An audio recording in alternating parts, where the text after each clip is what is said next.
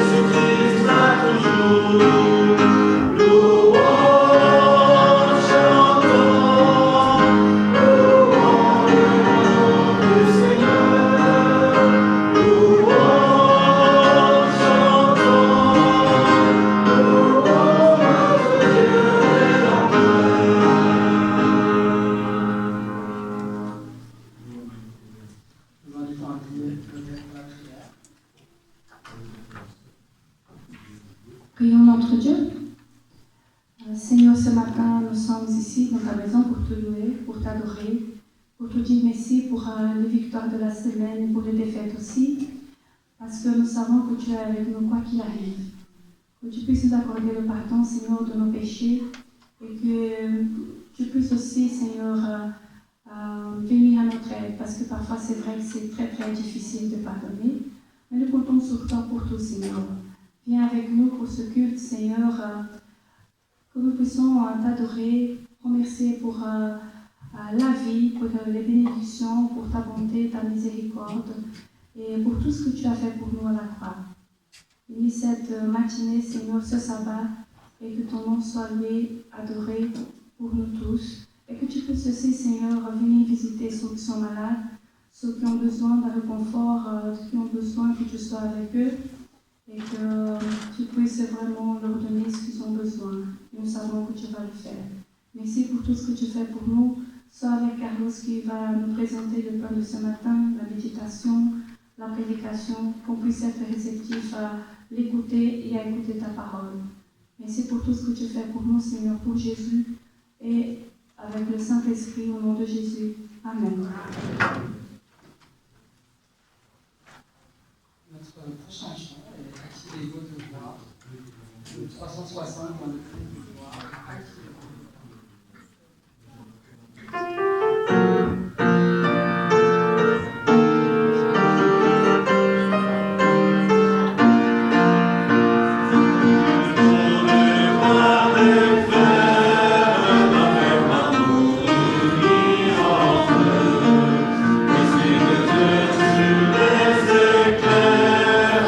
Les embrasses de tes feux.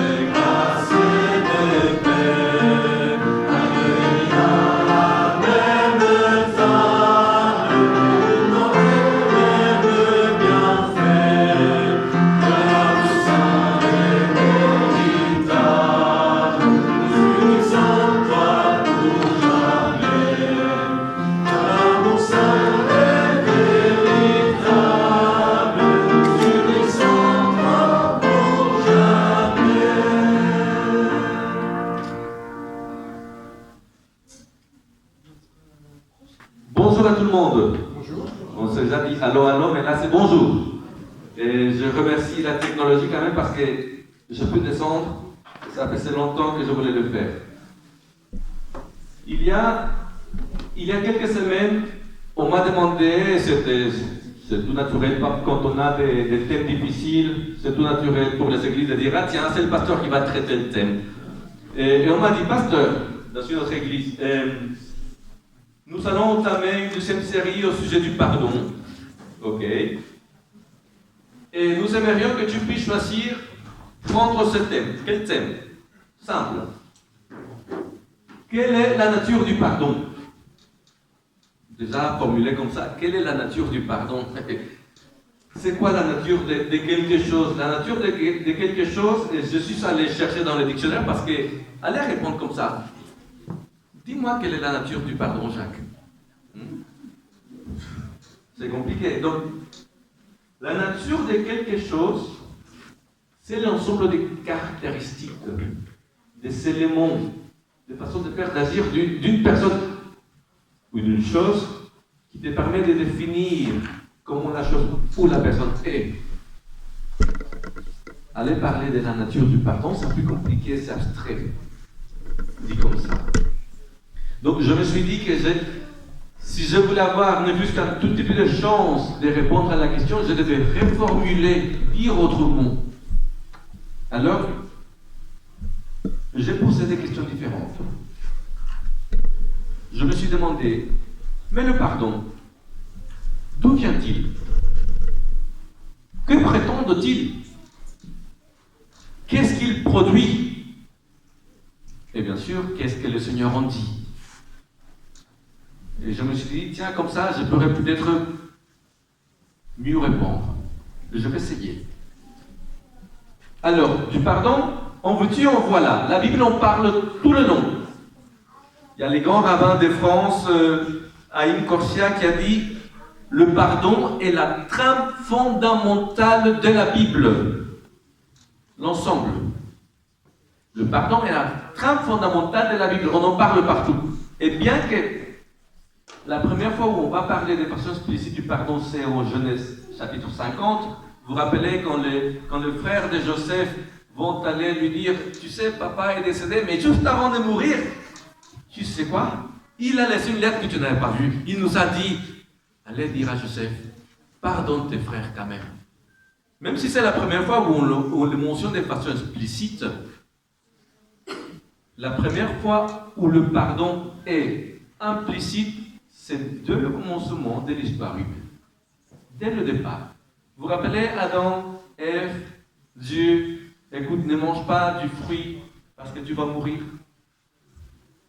Et Adam et Ève, de façon flagrante, choisissent la méfiance, la rébellion et disent, ah, tu dis ça, moi je pense mieux que toi. Tiens, je le prends, ça va me faire du bien, j'ai pas faim, mais c'est pour que moi je devienne comme toi.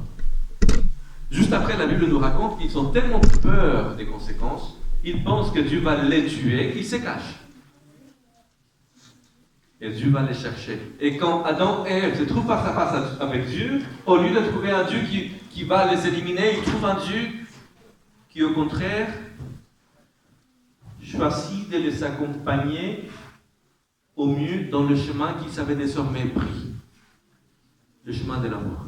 Donc, implicite, bien que pas mentionné, il y a le thème du pardon. Dès le départ. Le pardon, donc, dit la Bible, si vous voulez, Exode 34, versets de 6 à 7, c'est Dieu qui va en parler par la suite. Et Dieu va dire ceci, Exode 34, versets 6 et 7, et l'Éternel passe devant lui, devant Moïse, Moïse qui lui demande, fais-moi voir ta gloire. Vous vous rappelez? Et l'Éternel passa devant lui et cria. C'est un peu fort. Voilà, cria. Ça tombe bien. Tu peux redescendre le volume, s'il te plaît. Allô?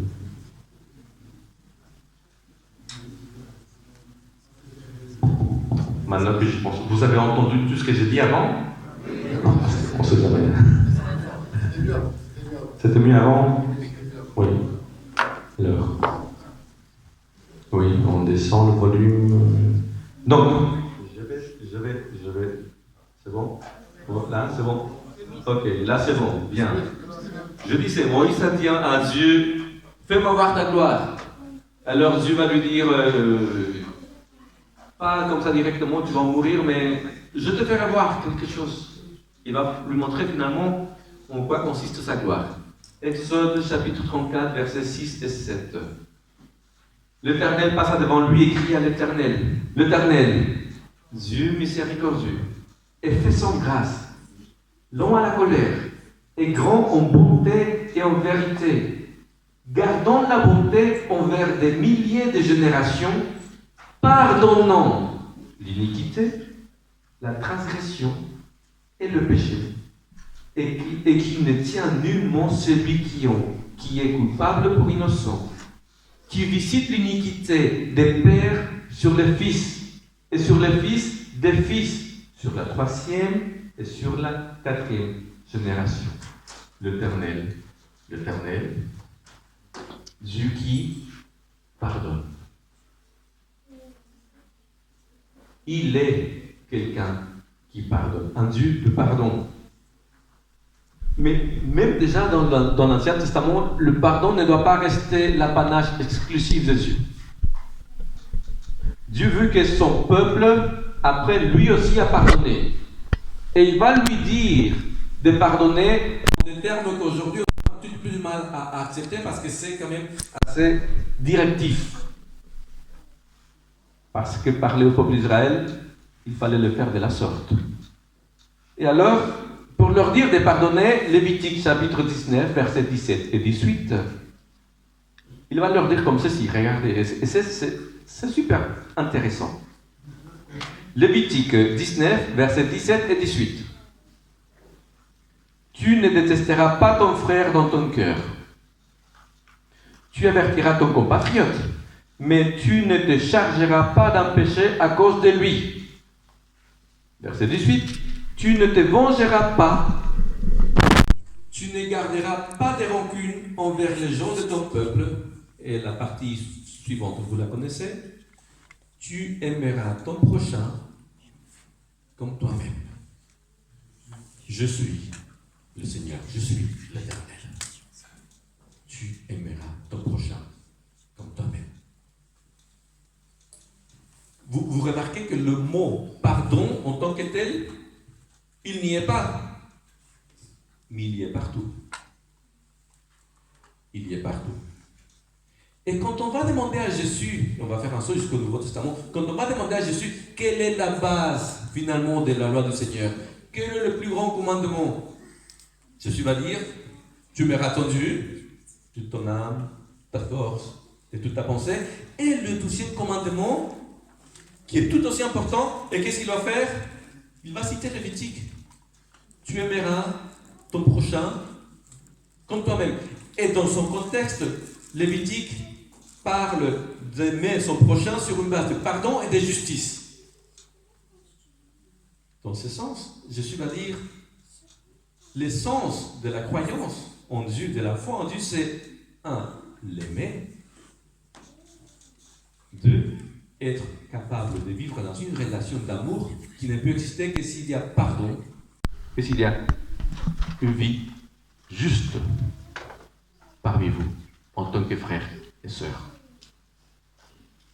C'est pas étonnant après que Jésus, quand il parle du pardon, il met la barre assez haut. Quand Jésus parle du pardon, il va dire, je vais paraphraser, si tu ne pardonnes pas, tu ne seras pas pardonné. Ou encore, aimez vos ennemis. Est-ce que tu as des ennemis, James? Oui. Tu ne les connais pas, mais tu en as. C'est curieux. Quoi qu'il en soit, imagine que Jésus vient te dire, tu as des ennemis. Aime tes ennemis. C'est pas facile à entendre, hein? Aime tes ennemis. Ou encore, bénissez ceux qui vous maudissent. Ceux qui vous parlent mal, qui insultent votre famille en vous insultant. Et vous répondez, Que le Seigneur te bénisse, mon frère. Est-ce que c'est facile? Est-ce que c'est imaginable? Et je suis un cœur dire, faites du bien à ceux qui vous haïssent. Priez pour ceux qui vous maltraitent et qui vous persécutent. Il va dire pourquoi? Afin que vous soyez fils de votre Père qui est dans les cieux. Est-ce qu'on est capable d'entendre ce que Jésus dit? Peut-être. Est-ce qu'on est capable de le mettre en pratique? Et quand on parle du pardon encore, la Bible va aller super loin avec Jésus lui-même, sur la croix. Père, pardonne-les, car ils ne savent pas ce qu'ils font. C'est-à-dire, ça veut dire que Jésus, au lieu de maudire ses ennemis, il a demandé une bénédiction pour eux. Au lieu de les haïr, a prié pour eux. Au lieu de faire du mal à ceux qui l'ont maltraité, il a dit, Seigneur, pardonne-les. C'est des choses qu'on ne peut pas faire si on n'a pas encore pardonné. Mais quand j'ai déjà pardonné ces personnes-là, alors je suis capable de dire, pardonne leur Père, parce qu'ils ne savent pas ce qu'ils font. Pardonne. Et la Bible va fermer la boucle du thème du pardon avec l'Apocalypse. Parce que l'Apocalypse parle du pardon. On a quoi? On a les perdus, on a les sauvés, et c'est qui les sauvés? Les sauvés, c'est des personnes qui ont accepté de confesser leurs fautes à Dieu, reconnaissant leurs fautes, leurs péchés, avec la ferme conviction, la détermination, en tout cas avec l'aide du Seigneur, d'adapter leur vie à ce que le Seigneur leur demande, en se laissant réparer par le Seigneur. Seigneur, pardonne-moi, mais non seulement pardonne-moi, répare-moi. Parce que si je demande pardon, mais je ne laisse pas le Seigneur me réparer, je vais faire la même chose. Le ciel ne sera pas plein de personnes pardonnées, mais des personnes pardonnées et réparées, qui sont capables de dire, je veux fonctionner sur d'autres bases. Et d'un côté, donc, nous avons les sauvés qui ont accepté de vivre cela, et les perdus. C'est qui les perdus? Les perdus qui ont dit, bon, non, je n'ai rien à dire. Je n'ai pas de compte à rendre à Dieu.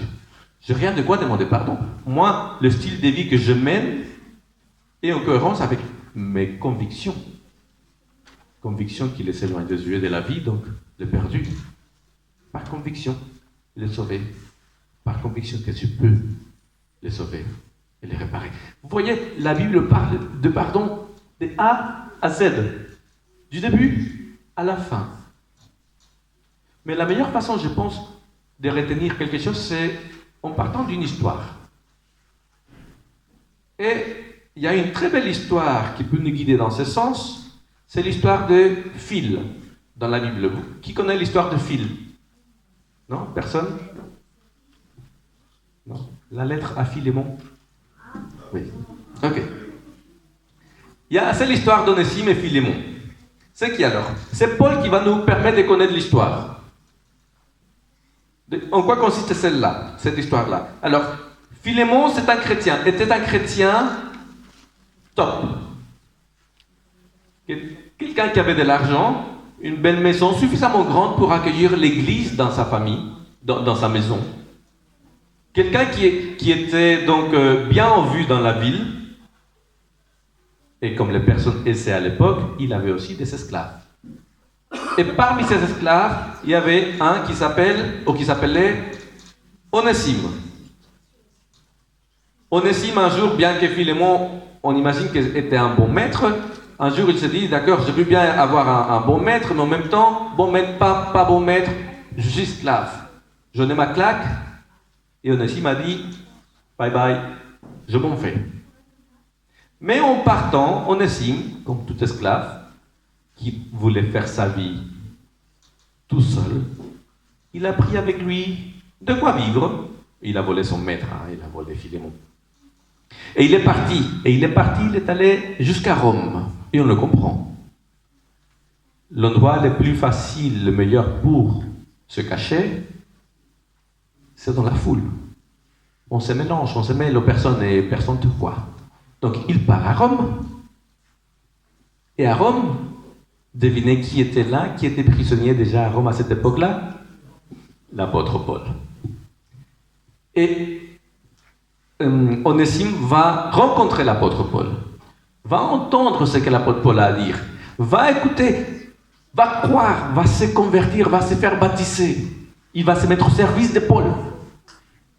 Mais manque de peau, Paul connaît Philémon. Paul connaît Philémon très bien, d'ailleurs, ils ont été collaborateurs par le passé.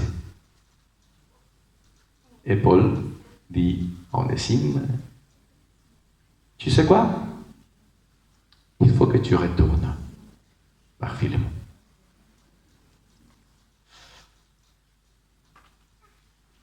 Mettons-nous à la place d'Onésime. Tu cherches ta liberté, tu pars, tu prends des affaires, de quoi vivre, parce que tu t'es dit, c'est quelque part juste, hein, quand je suis esclave, ce n'est pas comme si on me payait. Je veux ma liberté, de quoi vivre, voilà, tu pars. Tu deviens chrétien, et là, la personne te dit, tu retournes par ton maître. Ça a dû être difficile pour Onésime de l'entendre. Mais il y a aussi l'autre côté, la partie de Philémon. À l'époque, quand un esclave fuguait de chez lui, la loi permettait que cet esclave puisse être battu, jeté en prison ou même mis à mort, sans aucun problème. Ah, mon esclave a fugué, m'a volé, dès que je le retrouve, je le tue. Et la loi est de mon côté. Je ne suis pas obligé de le reprendre. Et voilà que Onésime arrive chez Philémon avec une petite lettre qui demande quelque chose que ni la famille, ni la société, ni la loi auraient demandé à Philémon de faire. On va prendre, s'il vous plaît, Philémon, au chapitre, le seul chapitre de Philémon, versets du 4 à 7. Vous voulez bien prendre vos Bibles? Philémon, versets 4, 5, 6 et 7. Et après, on va décortiquer ça petit à petit pour voir ce que Paul demande et comment c'est vécu. Vous y êtes? Philémon, versets 4, 5, 6 et 7. Je vais lire. Je rends toujours grâce à mon Dieu en faisant mention de toi dans mes prières. Car j'entends parler de l'amour et de la foi dont tu fais preuve envers le Seigneur Jésus et pour tous les saints. Que ta participation à la foi soit agissante par la connaissance de tout ce qui est bon en nous, pour le Christ. J'ai eu en effet beaucoup de joie et d'encouragement à cause de ton amour, car par toi, mon frère, le cœur des saints a été tranquillisé. On ne se rend pas forcément compte de tout ce que Paul dit. Mais si ce n'était pas Paul, et si ce n'était pas Philémon, on dirait qu'il y a quelqu'un qui passe la pommade à quelqu'un d'autre. Mais alors là, pas mal. Essayons d'aller petit à petit pour voir de quoi il s'agit. Je reprends. Je rends toujours grâce à mon Dieu en faisant mention de toi dans mes prières. Là, l'apôtre Paul appelle un arbitre supérieur. Quand je prie, quand je me mets à prier, cher Phil, et je me rappelle de toi, à chaque fois que je me rappelle de toi, dans mes prières, tout ce que j'ai dans la bouche, tout ce qui me vient en tête, c'est de dire, Seigneur, merci. Merci pour Philémon. Philémon est le type de personne que quand on pense à elle, c'est qu'on dit, c'est Seigneur, merci. Merci parce que Pavel existe et il a l'église. Merci parce que Philippe existe et il est à l'église. Vous connaissez des personnes comme ça? Merci parce que cette personne existe. Bien sûr, excusez-moi, c'est ma faute. C'est la prière que toutes les femmes font le matin. Merci Seigneur, les femmes mariées, pour mon mari qui est formidable. Il a oublié mon anniversaire, mais bon, merci quand même pour lui. À part les épouses heureusement mariées qui disent merci Seigneur pour mon mari tous les jours. Est-ce que vous connaissez vous autres une personne pour laquelle vous dites merci, rien que parce que vous dites waouh, c'est quelqu'un cette personne. Paul dit Philémon. Le Seigneur m'est témoin quand je pense à toi dans mes prières, c'est merci. Merci. Merci pourquoi? Verset 5. J'entends parler de l'amour et de la foi dont tu fais preuve envers le Seigneur Jésus et pour tous les saints. Merci pourquoi? Merci parce qu'à chaque fois que quelqu'un vient me parler de toi, ici ou là-bas, à chaque fois que quelqu'un me rend témoignage de ce que tu fais, à chaque fois, c'est la même chose. Philémon, c'est quelqu'un qui aime le Seigneur et ça se voit dans sa vie. Il a donné sa vie au Seigneur, il a laissé que le Seigneur le répare et on sent et on voit que son désir le plus profond, c'est de vivre selon la volonté de Dieu. Et non seulement cela, ça se répercute dans sa façon dont il nous traite, nous, en tant qu'Église, en tant que ses frères et sœurs. Philémon, en fait, c'est quelqu'un qui a fait de ce que Jésus a dit une réalité dans sa vie. Aime ton Dieu de toute ton âme, de toutes tes forces, de ta pensée, et aime ton prochain comme toi-même. Chaque fois que quelqu'un vient me parler de toi, c'est une évidence. La loi de Dieu dans sa totalité est dans ton cœur. Je ne sais pas si vous l'avez remarqué. Quand nous plaçons notre amour et notre foi en Dieu, cela produit inévitablement en nous le désir concret d'être ensemble, en tant que famille. Même que parfois, ce n'est pas évident, une envie d'être ensemble. Alors, je vous pose la question. Qui ne dirait pas merci Seigneur si vous connaissiez quelqu'un comme ça? Vous saviez dans le cercle de vos amis, quelqu'un pour lequel à chaque fois vous diriez oh, merci. Merci Pascal Simarella. C'est formidable, c'est une bénédiction. Il n'y a pas d'autre mot. C'est ce que Paul est en train de dire à Philémon de lui. Tu es comme ça, Philémon. Et ce n'est pas que je le dis, les autres rendent témoignage que tu es comme ça. Mais il va continuer à dire des choses sur Philémon. Verset 6. Et là, j'ai pris la traduction nouvelle version internationale parce que la phrase en grec a une tournure très difficile à traduire. D'ailleurs, souvent quand vous lisez dans vos Bibles, le verset 6, on va rester sur d'accord. Je ne sais pas ce que ça veut dire. La nouvelle version internationale l'a rendu un peu plus lisible. Verset 6. Je demande à Dieu que la fraternité qui vient de ta foi soit efficace pour la cause du Christ. C'est-à-dire, cet amour que tu as envers les frères, la fraternité,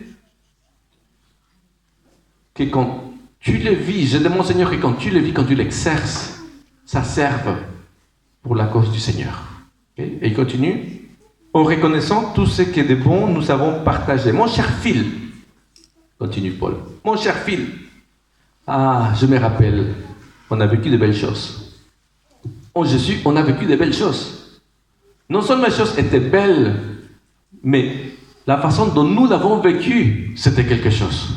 C'était waouh! J'ai prié le Seigneur pour que cette façon d'être puisse servir pour que d'autres s'approchent du Christ. Je prie le Seigneur et je le remercie pour cela. Et d'ailleurs, il va continuer, il va se répondre tout seul, l'apôtre Paul, verset 7. En fait, je sais que c'est déjà le cas. Verset 7. J'ai eu, en effet, beaucoup de joie et d'encouragement à cause de ton amour, car par toi, mon frère, le cœur des saints a été tranquillisé. Quel est le rôle de Philémon dans son église? Philémon, il faut que je te le dise, c'est un vrai plaisir de savoir que quand tu es là, l'église va bien. C'est un vrai plaisir de pouvoir te dire que quand tu es là, l'église est capable de ressentir, de vivre correctement la paix paix du Seigneur, que quand tu es là et les choses deviennent difficiles, l'Église est ramenée au calme et à la paix. Philémon, tu sais guider la communauté et tu sais la guider vers celui qui redonne la paix, qui apaise les choses, qui redonne le pardon. Philémon, quand tu agis dans la communauté est renforcée, elle grandit, elle se multiplie, elle est nourrie. Tu es ce type de personne dans l'Église. Philémon, grâce à toi, l'Église retrouve le chemin de la réconciliation, du pardon. Et elle est réparée par le Seigneur. Quelle croyance, Philémon, hein? Je ne sais pas comment il le dit ça maintenant les jeunes, mais il y a quelques années, j'aurais dit « Quel beau gosse, c'est Philémon !» Formidable croyant. Un homme marié. Oui, il était déjà marié, hein, donc ça arrive un peu tard. Alors, vous voyez pourquoi, quand l'apôtre Paul demande à Onésime de retourner chez Philémon, il a l'assurance de pouvoir lui demander quelque chose qu'il va lui demander. Et c'est impensable.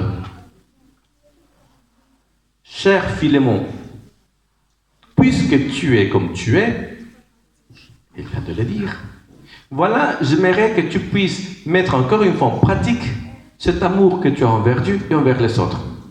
Tu vois, Onésime, très bien. Pardonne-le. Reçois-le, pardonne-le. Il est parti, il était ton esclave. Maintenant qu'il revient, il n'est plus ton esclave. Il est ton frère en Christ. Pardonne-le. C'est vrai, il va rester ton esclave. C'est vrai, il t'a causé du tort. Pardonne-le. Ah, il t'a volé quelque chose. Ah, il te doit quelque chose, c'est vrai. Écoute, pour ce qu'il te doit, c'est moi qui paye. Je vais payer à sa place. Ne lui compte pas sa dette. C'est moi qui ai une dette envers toi. Et c'est marrant parce que Paul va ajouter juste après, mais en fait, si on devait venir à parler de dettes, qui doit quoi à qui? Tu as un peu plus en dette envers moi, hein, parce que tout ce que tu es aujourd'hui, tu le dois à moi. Mais quoi qu'il en soit, pardonne sa dette comme si tu l'as pardonné à moi. Philémon, la société te dit, tu n'as pas besoin de pardonner, tu peux le tuer. Et Paul dit, pardonne au nom de Jésus. La famille peut te dire, on ne peut pas avoir confiance en lui parce qu'il t'a volé, il est parti. Et Paul lui dit, au nom du Seigneur, pardonne. La loi te dit, tu peux faire ce que tu veux avec lui, il n'y a aucun problème. Paul lui dit, au nom de Jésus, pardonne.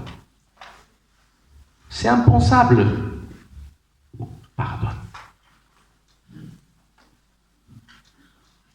Je pense que l'apôtre Paul n'aurait pas pu demander cela à n'importe qui.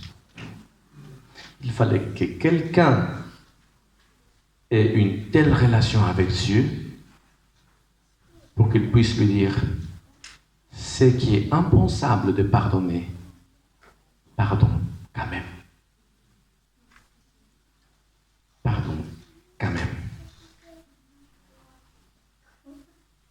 Nous avions des questions à répondre au départ. D'où vient-il le pardon? Le pardon vient du cœur de Dieu. Et en cela, on peut dire que le pardon est de nature divine. Il est un aspect du caractère de Dieu. Il est tel que quand nous le recevons, la puissance de Dieu qui nous répare est capable de nous régénérer au point de faire de nous une personne nouvelle. Ce n'est pas pour rien qu'on parle de nouvelle naissance. Une personne qui est transformée à l'image de Christ, à l'image de celui qui nous a tant pardonné, tellement de fois. Donc, le pardon, il vient de Dieu. Qu'est-ce qu'il prétend, le pardon? En fait, le pardon, si vous voulez, c'est comme la clé. C'est comme la clé qui ouvre la porte qui nous donne accès à ces processus par lesquels le Seigneur peut nous réparer. Et il commence à nous réparer quand nous demandons pardon. Il nous donne son pardon. Quand je reconnais ma faute, quand je reçois son amour, je deviens capable de pardonner. Oh non, là je sautais, excusez-moi. Je vais poser ça ici. Que prétend-il le pardon? Je reprends l'image. Le pardon, la porte, la clé qui ouvre la porte de quoi? D'un atelier. Un atelier où c'est écrit atelier de réparation de Carlos. Seigneur, pardonne-moi. Je veux vraiment changer. La porte s'ouvre et j'entre dans l'atelier du Seigneur. Et le Seigneur me répare. J'ai besoin d'être pardonné, d'accepter le pardon de Dieu pour qu'il puisse commencer à me réparer. Et quand je suis réparé, alors je suis capable, je suis en mesure de pardonner à mon tour. Vous comprenez le lien? J'ai besoin d'être pardonné pour être réparé, j'ai besoin d'être réparé pour pouvoir pardonner. Si je ne pardonne pas, je ne pourrai pas aller jusqu'au point de pardonner. Qu'est-ce qu'il produit finalement, le pardon? Quand je suis pardonné, comme Philémon, ça produit en moi de l'amour, de la bienveillance, de la patience. Parce que je comprends que finalement, ce que les autres me font, c'est pas très différent de ce que moi je fais à mon tour, quelque part, à quelqu'un, en cachette ou en public. Ce n'est pas très différent de quand moi j'ai tourné le dos au Seigneur et que personne ne le sait. Jésus l'a dit une fois, qui pardonne le plus? Celui à qui on a beaucoup pardonné ou celui à qui on a peu pardonné? Le pardon produit en moi ce que la Bible appelle le fruit de l'esprit. Je ne peux pas pardonner si l'esprit du Seigneur n'habite pas en moi. Et si l'esprit de Dieu habite en moi et il m'aide à pardonner, il y a quelque chose qui arrive de supplémentaire, complémentaire. Nous avons tous lu sur le pardon, sur la Bible, ailleurs. Nous avons tous entendu au sujet du pardon. Nous avons peut-être même tous expérimenté, je le souhaite, je nous le souhaite, le pardon reçu du Seigneur. Mais une chose, c'est lire, entendre et être pardonné. Une autre chose encore, c'est le pas qui manque parfois, c'est de pouvoir se dire, j'ai entendu, j'ai lu, j'ai reçu, j'ai aussi pardonné. C'est pas pareil.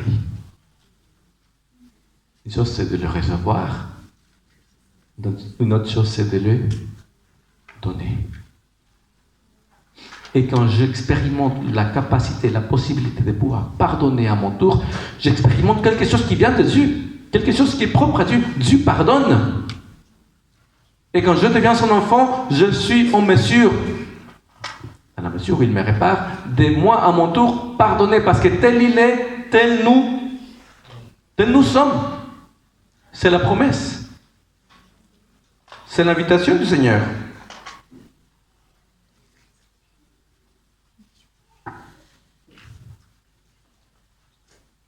Qui était Philémon, en fait? Qui était Philémon avant de rencontrer le Seigneur?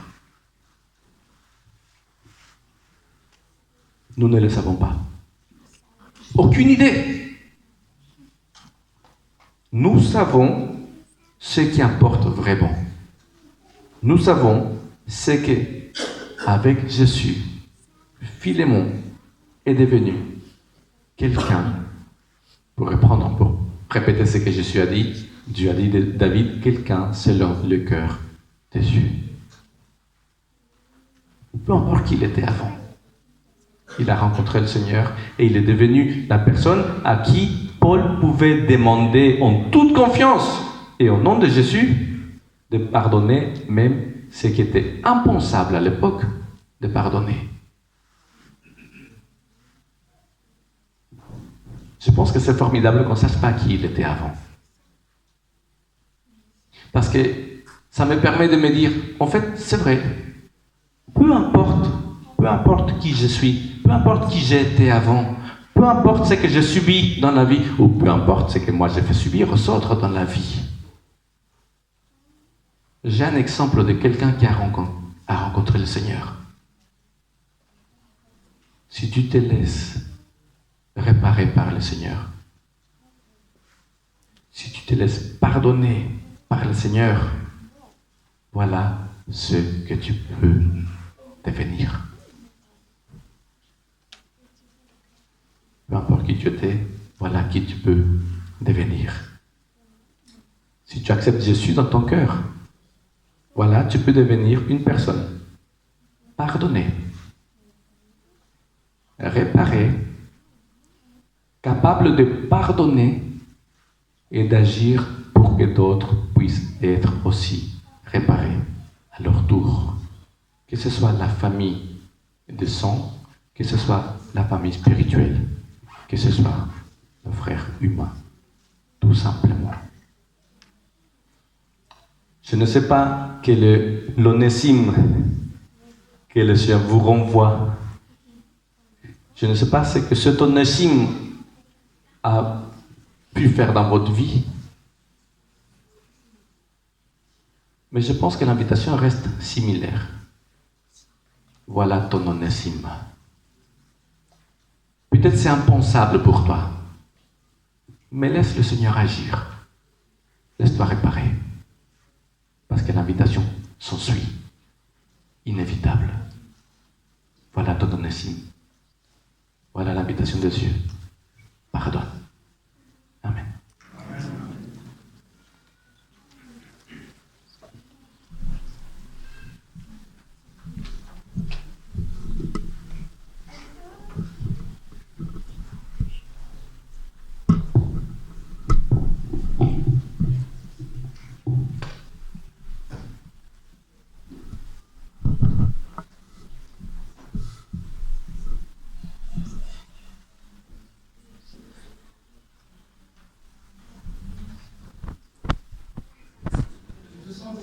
Donner les gloires, changement,